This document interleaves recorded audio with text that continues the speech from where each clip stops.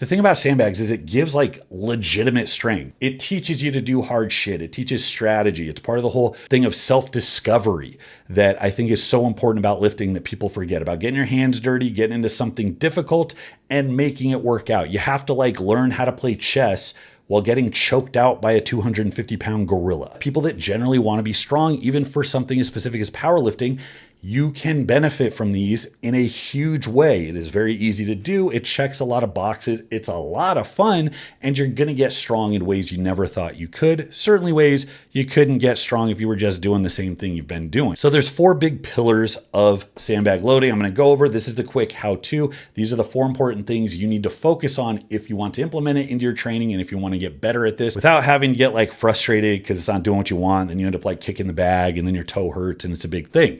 Start here, start small, go step by step, and you're going to love sandbag training. The first thing is the pick. Now, the pick is what embarrassed me in the early days when I was really bad at it. I had no crushing power, short arms, and then I got the wonderful wisdom to not bench for strongman, so my upper body just wasn't really developed in any capacity, and I couldn't get around awkward bags. And when I go to pick them up, they would just like sag in the middle. It was horrible. So the first thing about the pick is, yes, the upper body is very important. If you're a strong bencher, that's going to help. Even though benching isn't specific, you need to have crushing strength. You can get that by specifically training bags. I've known people that have done flies, heavy and hard, to increase their crushing power. Having your biceps, having your back as you crush and pull, having those muscles strong is huge in this, but then positioning really is the big thing here. Aside from upper body strength, getting it off the ground has to do with managing friction because bags, especially like the Cerberus ones, the type of material that they use is slick. And especially if there's any moisture, if your hands don't have a little bit of tack to them, you're going to have a very hard time holding on to it.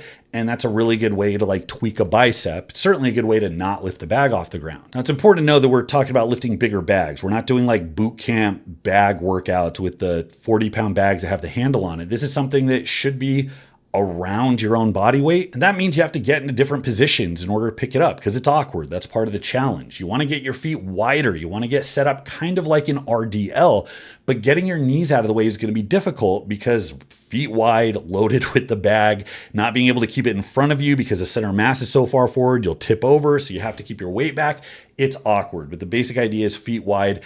Pin your hands under it, wiggle it around, toss it around until you feel a little shelf form. And assuming that you're chalked up or you got a little tacky towel on your fingers, you should have nice purchase in order to stand up. Now, you're not going to do a perfect row into the chest. You're also not going to do a perfect deadlift. The pick usually happens the smoothest when you begin to pull as you start to stand up. And your goal, all you need to worry about, get that sucker high enough that it clears your knees so that you can position it in your lap. Sometimes you can pull it straight in your chest and it will stay in the same spot that it was on the ground. And sometimes I'll do this side to side wiggle. If it's coming up slow, I can get one side over one leg and then use it to get the other side up if it's a really big, heavy bag.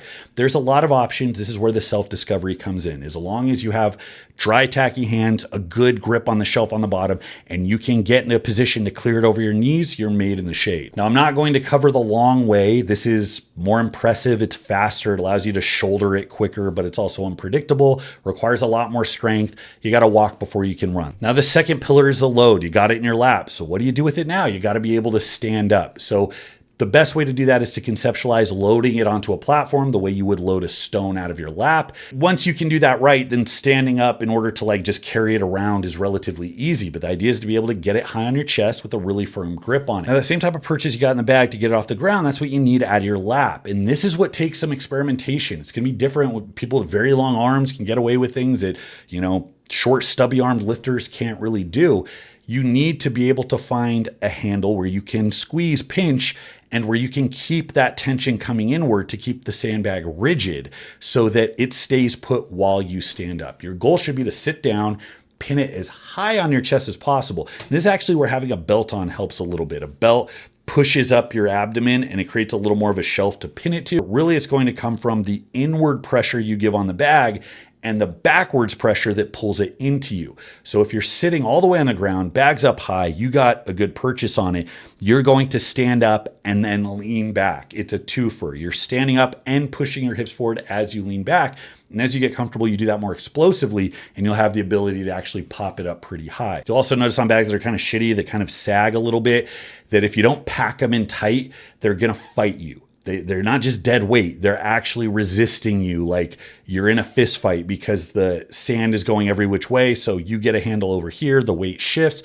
and it's just causing you to get exhausted at every point. So I always tell people when you go to load and then when you get it in your lap, make sure it's packed in, do everything you can. More dense bags, much easier to load than ones that are soggy or soft or limp. Now we're going into the carry. Assuming you can stand up with it efficiently enough to throw it on a tall platform, you can hold it sufficiently well in order to get distance with it. Now, the most efficient carry is to shoulder it. Shouldering it's a little more advanced. Now, we're not going to talk about carrying it over your shoulder because that's the easiest way to do it. We want the carry that is developmentally more useful. Carrying it on your chest with your arms around requires you to maintain that tension. Your upper back takes a beating, your biceps and chest take a beating.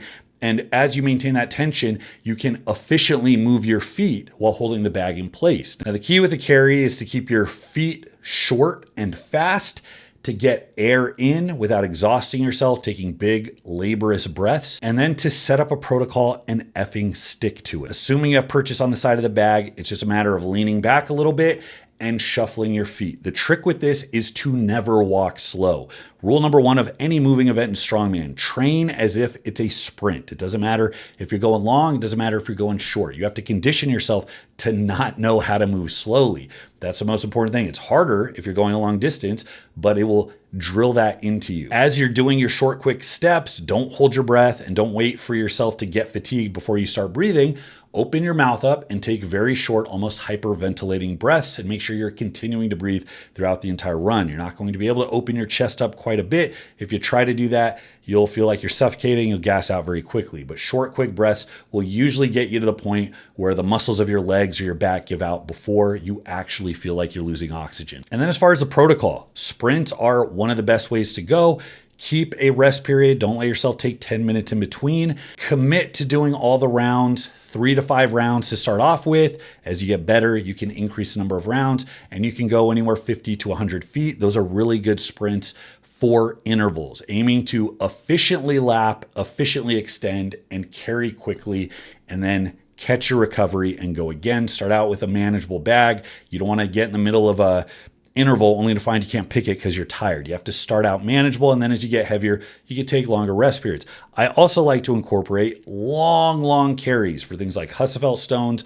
Long sandbag carries were very beneficial, going 200 or 300 feet, very different stimulus, very difficult. But if you get good at that, you're going to be primed to be one of the better sandbag carriers out there because it says that you can breathe and you can move and you can hold on to the bag for a very long time. And if you start to worry about how much you hate it, just remember, this is why nobody does sandbag work. All these gains getting left on the table because it's painful. Now, the last part is the shoulder. You've shown that you can lap it efficiently. You've shown that you can get it out of your lap, and you've shown that you can move with it.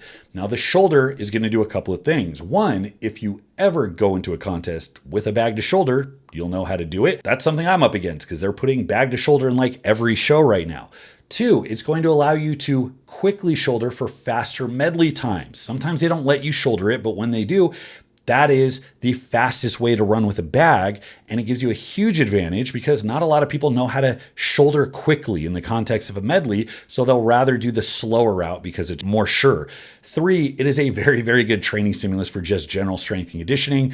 Again, you do it beltless, your obliques are going to light up, your abdomen's going to light up. Having to hold a bag while you hike it up, you're going to feel your entire anterior work in a way that it's not used to because we do back, erectors, glutes, everything's posterior chain. You don't really know what it's like to be compressed, like an elephant sitting on your chest while you're standing on your own 2 feet, but leaning backwards. Very different stimulus, and it's very good for like general productive strength. I've done some brutal sandbag medleys. My least favorite thing is hiking a bag up while it's sitting on my chest and while I'm leaning back. My blood pressure goes up, my heart rate goes up, my nerves start going crazy. My body's like, hey, you're dying. Let's stop this. That's what it feels like. But again, that's where the value is. So in order to shoulder it, there's a couple different ways.